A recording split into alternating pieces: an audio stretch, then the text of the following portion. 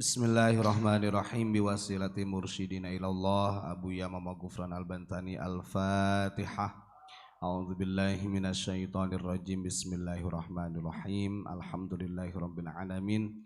Arrahmanir rahim maliki yaumiddin. Iyyaka na'budu wa iyyaka nasta'in. Ihdinas siratal mustaqim. Shiratal ladzina an'amta 'alaihim ghairil maghdubi 'alaihim waladdallin. Amin. Assalamualaikum warahmatullahi wabarakatuh. Rabbi shrah li sadri wa yassir li amri wahlul 'uqdatam min lisani yafqahu qawli, amma ba'd.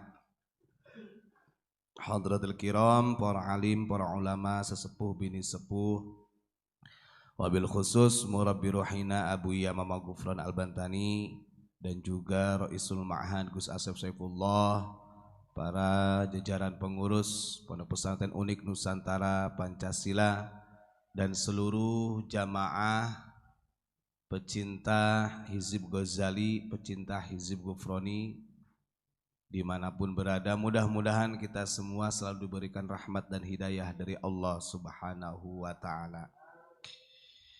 Alhamdulillah pada malam hari ini tadi kita sudah dibuka dengan lantunan lagu syair, kalau juga bisa dikatakan fatwa, cuman kan hanya menggunakan bahasa Jawa sama Sunda, karena orang itu biasanya yang menganggap ada narasi itu adalah fatwa kalau berbahasa Arab gitu Pak.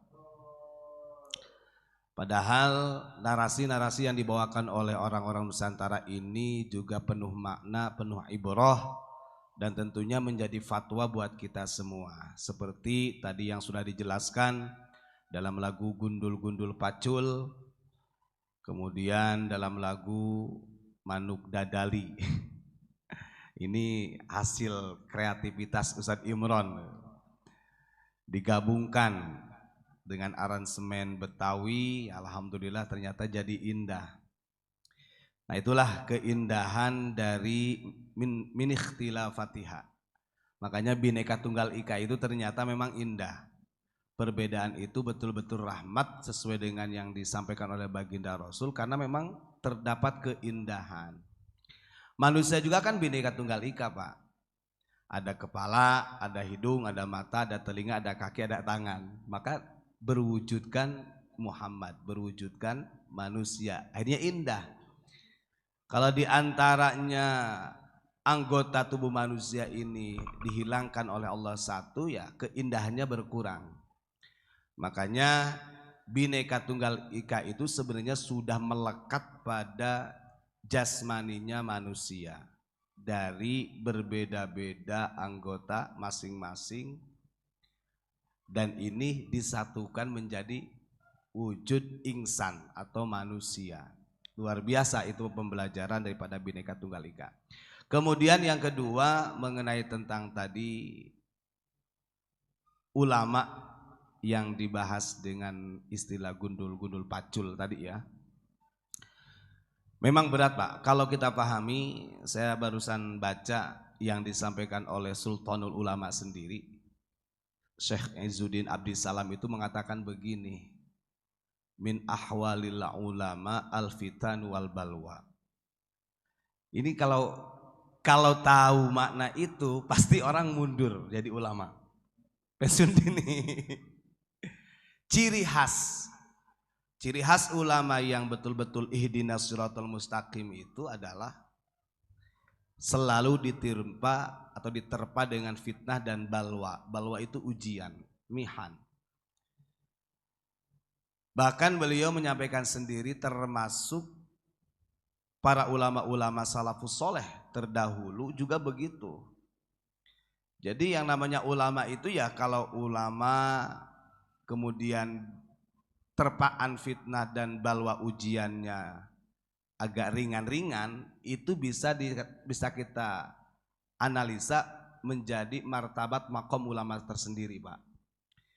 Ternyata kata Sultanul Ulama sendiri, Syekh Izzuddin bin Abdissalam, kalau ulama yang betul-betul ya ahwalnya itu ciri khasnya kesehariannya setiap hari kulla yaumnya itu pasti al fitnatu wal balwa, itu ciri khas keseharian daripada ulama-ulama yang betul-betul ihdinas siratal mustaqim. Makanya pantas itu sampai disyairkan karena memang sulit untuk memahami keulamaan yang sesungguhnya, tapi minimal walaupun ulamanya istilahnya tidak seperti yang disampaikan oleh Imam Ghazali, minimal lah kita bisa bermusafahah gandolan sarung dengan ulama-ulama tersebut. Karena memang ulama sendiri pun sebenarnya adalah predikat dari Allah. Jadi gak ada kalau manusia yang mendeklarasikan dirinya sebagai ulama, gak ada juga Pak. Karena dalam Al-Quran sudah jelas. Ya barangkali ada gitu. Iya mendeklarasikan ulama, gak ada. Innama yakhshallahu min ibadihil ulama, itu adalah penobatan langsung dari Allah. Jadi hanya hamba-hamba yang penuh rasa takut kepada Allah itu yang dinobatkan oleh Allah sebagai ulama, dan itu Al-Quran sendiri ibarat syahadahnya itu piagamnya langsung Al-Quran. Maka nggak bisa ada mungkin seseorang dia menobatkan tanggal sekian hari anu bulan anu saya akan menobatkan diri sebagai ulama. Buatan wonten Pak Ibrahim. SK nomor sekian gitu, nggak ada. Dan itu disampaikan oleh Syekh Izzuddin bin Abdissalam.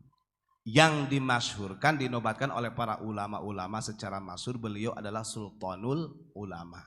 Ibarat rajanya ulama. Rajanya ulama aja beliau mengatakan min ahwalil ulama al-fitan wal balwa. Itu kan berarti sudah melekat. Ya karena sudah menjadi hal ihwalnya itu akhirnya menjadi mutmainnah. Jadi ada menemukan kesenangan tersendiri. Diuji, kayak Abu Yama Ghufran kan sering mengatakan begini, wah itu makanan saya setiap hari, dijadikan it'amu ta'am, menjadi makanan artinya konsumsi yang dimakan sehari-hari, membuat kenyang, kalau lapar, kalau haus menjadi segar, kan begitu. Karena terbiasanya, karena menjadi ahwal, beda Pak. Kalau sifat sama ahwal beda. Ahwal itu selalu mengiringi. Nah makanya Sultanul Ulama mengatakan demikian. Terus yang ketiganya, saya tadi sempat nanya ke Gus Asep, saya itu orang Sunda Pak, mikir burung dali ini sebenarnya masih burung Garuda bukan? Ya burung Garuda kata Gus Asep gitu kan. Ternyata betul. Karena seingat saya itu, saya kira itu burung dadali itu Raja Wali gitu dulu itu. Tapi pas saya browsing barusan memang ada dua pendapat, tapi memang dijadikan lagu itu khusus untuk burung Garuda. Burung dadali tersebut. Dan ternyata dari seluruh negara yang punya lambang burung sebagai apa ya bahasa lambang negara itu ya Indonesia. Dan burungnya juga nggak nanggung, burung yang paling gagah gitu kan. Kenapa sih harus burung? Pertanyaan kan begitu. Kenapa harus burung? Engkau gak binatang yang lain. Ini ada kaitannya dengan sejarah Nabi Pak. Tapi kita sedikit-sedikit lah, santai lah. Jadi kalau di dalam Al-Quran kalimat toir atau burung itu Allah sebut 4 kali. Kalau tuyur, burung-burung itu ada 14 kali disebut dalam Al-Quran. Dan hebatnya lagi, para ulama kita, para founding father kita itu menjadikan burung Garuda atau sejenis burung lah, burung sebagai lambang negara ini karena memang tidak main-main. Kalau dikatakan hasil tirakat ya betul-betul hasil tirakat. Coba kita buka ayat Al-Quran yang Allah sampaikan secara terang-terangan dari seluruh hewan yang istilahnya sholat, bertasbih, berzikir secara terang-terangan oleh Allah. Tiada lain tiada bukan adalah hewan burung. Maksudnya Allah memaparkan sendiri. Kita buka ayatnya ini. Nah ini kebetulan dalam Al-Quran dijelaskan. Bismillahirrahmanirrahim. Alam taro annallaha yusabbihu lahu man fis samawati wal ard. Wat tayru saffatin kullun qad alima salatahu wa tasbihah. Wallahu alimum bima yaf'alun. ayat ini bukan mentiadakan seluruh makhluk hewan itu tidak berzikir bertasbih, semuanya bertasbih. Tapi Allah menampakkan lafadz toir, gitu loh maksudnya. Kenapa enggak dengan dabah, an'am atau kalimat yang lain atau an-namlu, semut begitu. Nah di dalam tafsirnya begini, yang artinya apakah engkau tidak mengetahui sesungguhnya seluruh makhluk yang ada di langit dan bumi itu bertasbih kepada Allah. Berikut wat-thair, safat. Berikut burung yang mengepakkan sayapnya. Nah ini kan kalimat makhluk yang lain, hewan yang lain diwakili dengan man, nakiro, gitu kan. Semuanya bertasbih, tapi Allah memakzulkan, mengecualikan untuk ditampakkan lafaz thair, burung. Burung juga bertasbih, bahkan di sini itu berdoa sesuai dengan metodenya burung sendiri. Wallahu alimun bima yaf'alun, dan Allah Maha mengetahui apa yang mereka lakukan.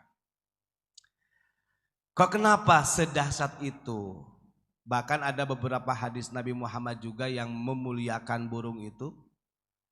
Sampai di Masjidil Haram itu bukan kayak burung merpati, gak boleh tuh sampai dibunuh. Sampai sekarang masih mengelilingi. Dan itu ada hikayatnya sebenarnya. Ketika Rasulullah SAW bersembunyi di gua bersama Abu Bakar dalam pengejarannya orang-orang kafir pada waktu itu, beliau itu dilindungi bukan hanya dengan laba-laba, dengan burung pada waktu itu. Nah biasanya orang kan dipopulerkan laba-labanya, akhirnya diadopsi menjadi Spiderman. Kalau di dalam hadis Nabi dijelaskan itu dengan burung, sehingga pasukan kafir pada waktu itu melihat, wah gak mungkin Muhammad sama Abu Bakar masuk ke gua ini, gitu kan. Ada sarang laba-labanya, kemudian ada telur-telur burung, gitu kan. Biasanya kan kalau burung, kalau orang masuk pastinya kan keluar, pada kabur. Sehingga penasaran, salah satu prajuritnya itu penasaran. Waktu itu kan dipimpinnya oleh Umayyah bin Khalaf. Adalah salah satu dari prajurit itu yang penasaran untuk misalnya ngintip lah lebih dalam, gitu kan. Begitu dekat aja burung yang di dalam itu sudah keluar, sudah ketakutan. Artinya itu dinaskan oleh Allah bahwa laba-laba burung ini sebagai wasilah menjadi penolong Nabi Muhammad dari pengejarannya kafir pada waktu itu. Bahkan kita lihat ketika kelahiran Nabi Muhammad SAW, Raja Abraha memimpin tentaranya, tentara pasukan gajah itu juga yang menyelamatkan ternyata juga burung ababil. Nah ini saya analisa, para ulama kita, para founding father kita sedemikian rupa menjadikan burung Garuda sebagai lambang negara ini karena memang ternyata dari dulu sudah diistimewakan. Gak sembarangan gitu kan, gak sembarangan, apalagi kalau filosofi burung Garuda yang sudah ditulis oleh founding father kita itu kan luar biasa. Makanya dulu itu, zaman dulu, di antara keistimewaannya itu setiap pengiriman surat atau rusul, namanya rusul Pak, bukan rasul, utusan. Nanti keliru ya, nanti saya disebut burung Rasulullah, bahaya. Rusul, utusan. Yang mengirim surat itu biasanya delegasi lah ya, bahasanya begitu. Rusul itu kan delegasi. Itu rata-rata dulu itu memang menggunakan burung. Contoh ada sejarah. Seperti waktu Abu Yazid Al-Bustami beliau mondok, ibunya itu kan memang sudah tidak pernah bertemu sama ibunya. Bahkan ketika Abu Yazid pulang itu sudah wafat. Ibunya itu beberapa kali mengirimkan surat itu melalui burung merpati. Sehingga burung tersebut juga gak pernah ada yang sampai, karena sampainya kepada gurunya. Gurunya lebih mungkin kejam, gurunya pendidikannya keras. Wah daripada disampaikan ke Abu Yazid nanti malah pikiran, udah aja disimpan. Dan itu alat pengirimnya gitu kan, itu dengan burung merpati gitu kan. Makanya ada salah satu syair yang dibikin oleh Imam Syibawi itu, saya lupa lagi syairnya. Ada kalimat begini, hei burung merpati sampaikanlah salam ini gitu kan. Artinya itu menandakan bahwa burung merpati pada waktu itu dijadikan alat untuk mengantarkan informasi. Termasuk yang selalu memberikan informasi kepada Nabi Sulaiman, burung hudhud gitu kan. Makanya dalam Al-Quran ini Allah sangat mengistimewakan burung tersebut, sehingga dalam Al-Quran tadi Allah tampakkan lafaz thair dibandingkan dengan hewan-hewan yang lainnya.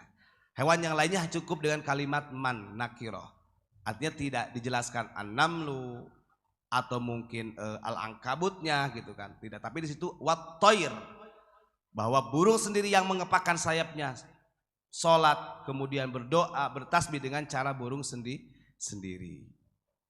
Nah itu nukilan daripada Al-Quran, artinya supaya kita jangan ragu-ragu bahwa burung Garuda ini juga betul-betul bermakna. Apalagi tadi dalam nadanya, dalam syair di Sundanya yang benar. Intinya kan dari burung ini adalah,